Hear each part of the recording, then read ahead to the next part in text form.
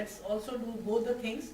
जो हमको करना होगा, सरकार को करना होगा, हम पूरी मदद करेंगे, और जो आपको भी करना है to make your products competitive and in the whole country, आप वो कर लीजिए। आप ऑलरेडी बहुत मेहनत करते हैं, मुझे मालूम है।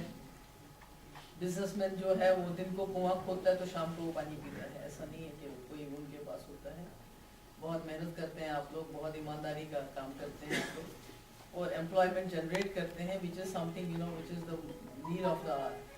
तो वो तो आप ऑलरेडी कर ही रहे हैं। तो बाकी मैं बाबू साहब से यही कहूँगी कि हमें एक्सपेक्टेशंस हैं आपसे कि आप कोई ना कोई इधर उधर जोड़ तोड़ करके जो है कुछ ना कुछ करेंगे, जो इनकी बाकी डिमांड्स भी हैं। बिकॉज खुदा ना खास्ता हमारा यही सब कुछ है।